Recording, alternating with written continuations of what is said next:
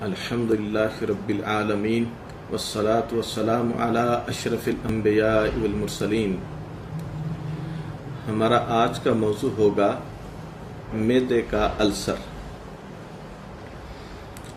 کہ معدہ نظام انہضام کا سب سے بڑا عضو ہے۔ اس کے اندر اللہ کریم نے ایک حدود رکھا ہے، اس کا نام ہے گیسٹرک گلینڈ۔ اس کے دو حصے ہیں، ایک کو بولتے ہیں برائٹل سیل اور دوسرے کو کہتے ہیں چیف سیل۔ برائٹل سیل اپنے اندر سے HCl پیدا کرتا ہے اور چیف سیل اپنے اندر سے پیپسین پیدا کرتا ہے۔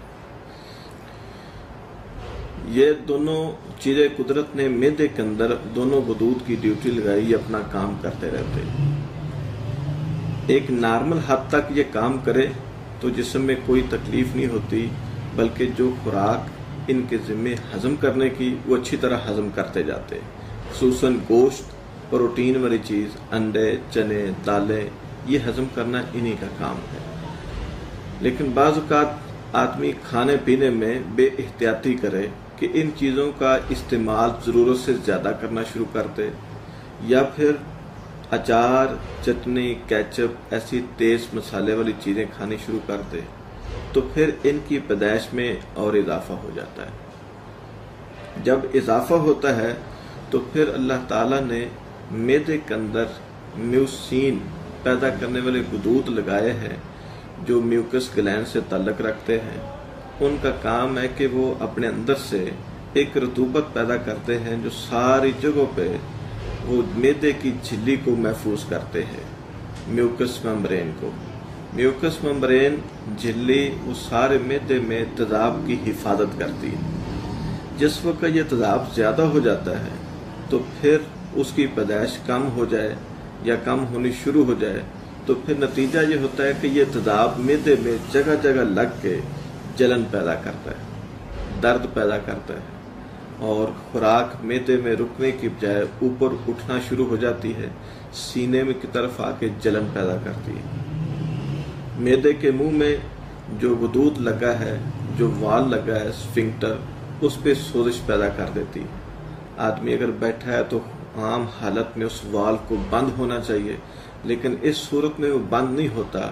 نتیجہ کیا ہوتا ہے کہ معدے میں جو ہی خوراک کا ہضم کا عمل شروع ہوگا، تقریباً آدھ گھنٹے بعد ہضم کا عمل شروع ہوتا ہے تو خوراک اٹھ کے اوپر سینے کی طرف آتی رہتی ہے۔ مریض آ کے شکایت کرتا ہے کہ میرے سینے میں جلن ہو رہی ہے، منہ میں پانی آ رہا ہے، کھٹا پانی آ رہا ہے، ترش پانی آ رہا ہے، تو اس سے پتہ چل رہا ہوتا ہے کہ اس کے معدے میں تیزابیت زیادہ ہوگی۔ اب تیزابیت پیدا کرنے والی چیزیں کیا کیا ہیں جو میں نے اشارتاً ذکر کی ہے کہ ایک تو آدمی روٹین سے زیادہ یہ چیزیں کھائے، دوسرا ایسی چیزوں کا استعمال کرے جو زیادہ چکنائی والی ہے، زیادہ فرائی کی ہوئی ہے، زیادہ مسالے والی ہے، جس طرح ہمارے ہاں سموسے، پکوڑے، کچوری، پیٹیز، بیکری کی آئٹمز ہیں، یا پھر کولڈ ڈرنکس جس کے اندر سٹرک ایسڈ کی مقدار زیادہ ہو وہ زیادہ استعمال کی جائیں، جس طرح کوک، پیپسی، اور اس طرح جو بھی ہمارے پاس کولڈ ڈرنکس ہیں ان سب کے اندر یہ چیز موجود ہے۔ کچھ مسالہ جات ایسے ہیں جس طرح ہمارے ہاں یہ فروٹ چاٹ مسالہ ہے، یہ بریانی مسالہ ہے، ان کے اندر بھی ترشی کا لیول بہت زیادہ ہے۔ تو عام طور پہ لوگ جب ایسی چیزیں کھاتے ہیں کہ پہلے بریانی کھا لی، اس کے اندر کتنی ساری تیزابی چیزیں موجود ہیں اور اوپر مسالہ بھی موجود ہے، بعد میں لوگ پیپسی پی رہے ہوتے ہیں یا تیز پتی والی چائے پی رہے ہوتے ہیں، تو ان کے ساتھ بھی آدمی کو معدے میں تیزابیت کی شکایت ہو جاتی ہے۔ کوک، پیپسی کے ساتھ چائے، کافی، چاکلیٹ، یہ چیزیں ایسی ہیں جو معدے میں تیزابیت کو بڑھاتی ہیں۔ تو حتی الامکان کوشش کرنی چاہیے ایسی تیزابی چیزوں سے اجتناب کیا جائے۔ جتنا بچیں گے، نیچر کے قریب رہیں گے، فطرت کے قریب رہیں گے، قدرتی چیزیں کھائیں گے، اتنا آپ ان امراض سے محفوظ رہیں گے۔ اب جو اس کے اسباب ہیں ان میں ایک سبب تو ہمیں یہ نظر آ گیا کہ یہ کھانے پینے میں ترش چیزوں کی زیادتی سے ایسا ہو رہا ہے۔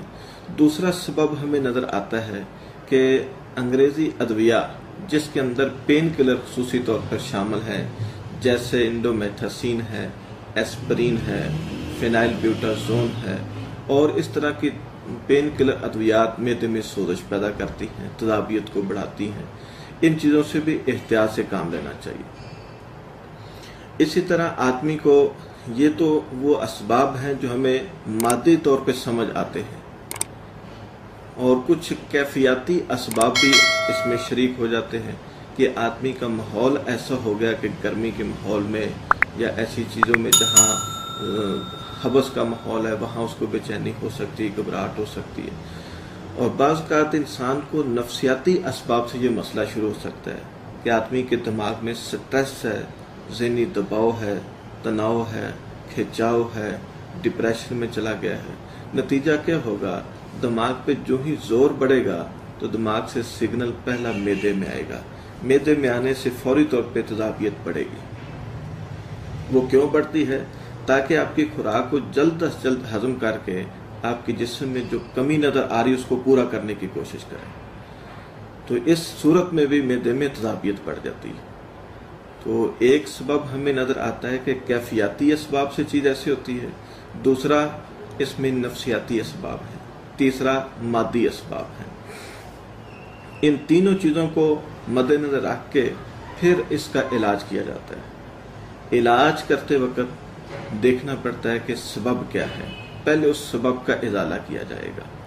مثلا اگر اس کے کیفیاتی اسباب میں اس کا موسم، اس کا ماحول اثر انداز ہو رہا ہے تو اس ماحول کو تبدیل کریں۔ دوسرا، اگر اس کے نفسیاتی اسباب ایسے ہیں تو اس ٹینشن، اس ڈپریشن، اس انگزائٹی، اس چیز سے بچے اور اس کا ماحول درست کرنے کی کوشش کرے۔ تیسرا، اگر اس کا سبب مادی اسباب میں، کھانے پینے میں مسئلہ بن رہا ہے تو اس کی چیزیں جو اس کے اندر جا رہی ہیں اس میں احتیاط سے کام لے، ایسی چیزوں کا انتخاب کرے جو معدے کے اندر میوسین کا اپنا مزاج، اساسی مزاج ہوتا ہے، الکلائن مزاج ہوتا ہے، جو معدے کے اندر ایسی چیزیں جو تذابیت کو کنٹرول کرنے والی وہ چیزیں کھائیں، یا کم از کم وہ جو تذابیت کو پیدا نہیں ہونے دیتی، تذابیت فری ہیں، وہ چیزیں استعمال کریں۔ کھانے پینے میں، سبزیوں میں چند چیزیں میں ان کا نام لیتا ہوں، ناظرین اس کو نوٹ کر لیجئے، انشاءاللہ زندگی بھر آپ کو فائدہ دیں گی۔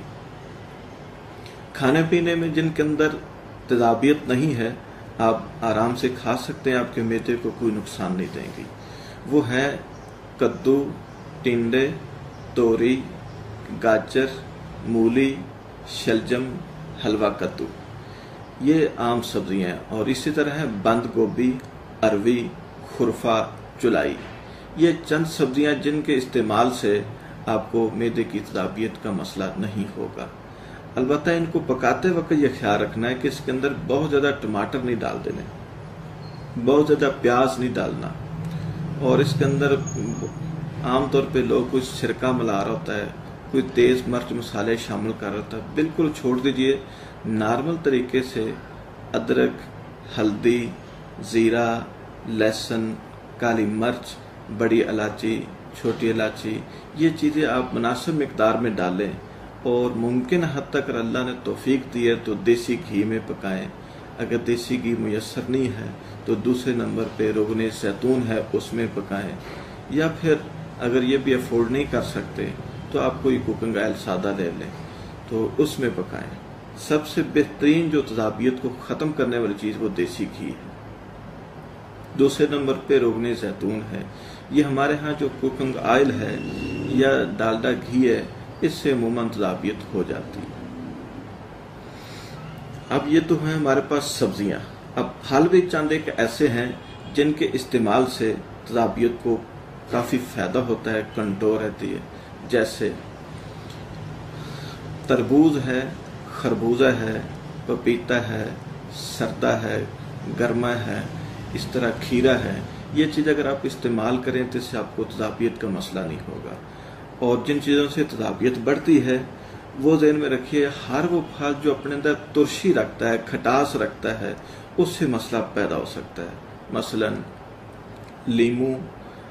لیمو کی بنی ہوئی ساری مصنوعات، اس طرح سٹرک ایسڈ کی بنی ہوئی ساری مصنوعات، اس طرح ہمارے پاس جامن ہے، فالسا ہے، آڑو ہے، اور املی ہے، आलू चम्मच साबूदाना और उसमें 1 अंडे की सफ़ेदी, ये डाल के उसको 10 मिनट तक पका ले।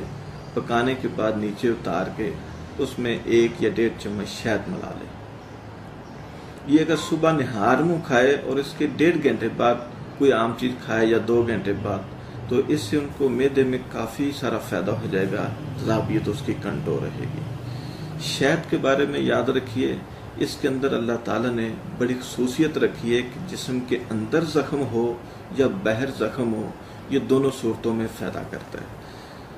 अंदरूनी इस्तेमाल इसका बेहतरीन यह है कि इसको खाने से 1.5 से 2 घंटे पहले लेना चाहिए या खाने के 1.5-2 घंटे बाद लेना चाहिए।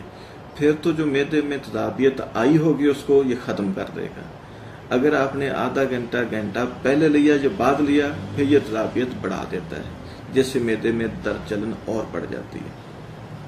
इसके इस इस्तेमाल को खुसूसी तौर पर याद रखें, वरना बजाय फ़ायदे के नुकसान का सामना करना पड़ सकता है।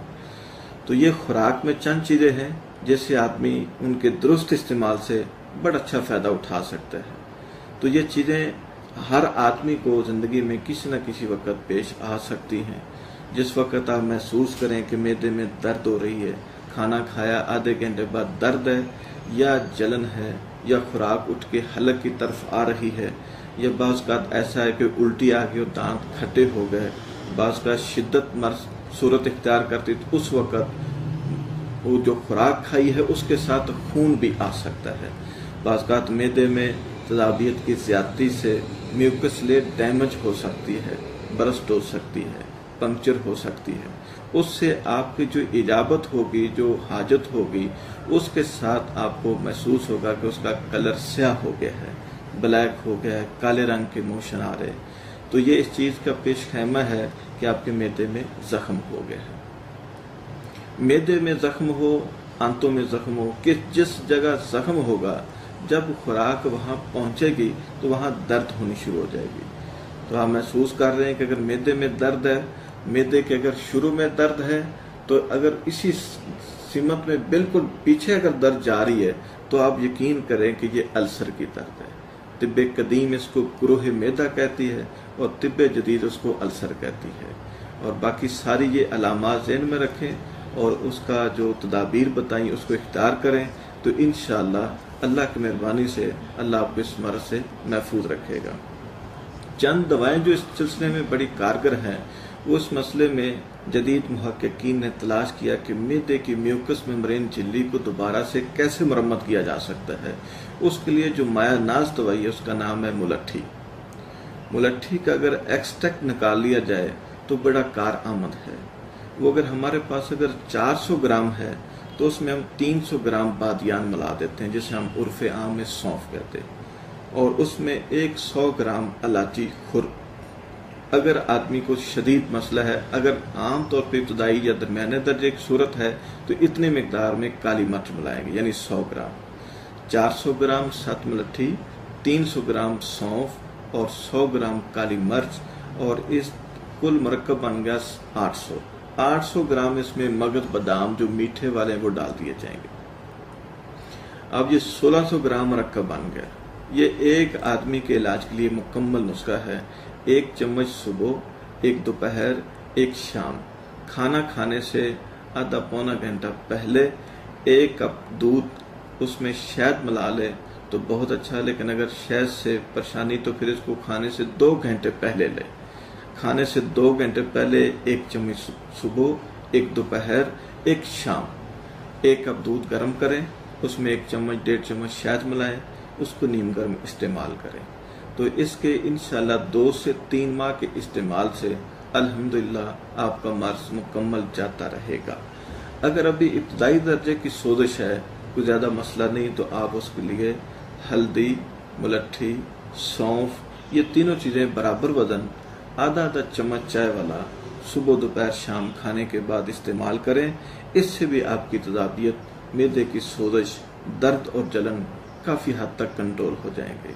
अल्लाह ताला से दुआ है कि अल्लाह ताला हमें इन अमराज से महफूज रखे और इससे बचने की जो मुनासिब तदाबीर हैं उन्हें इख्तियार करने की तौफीक अता फरमाए। अस्सलामु अलैकुम व रहमतुल्लाहि व बरकातहू।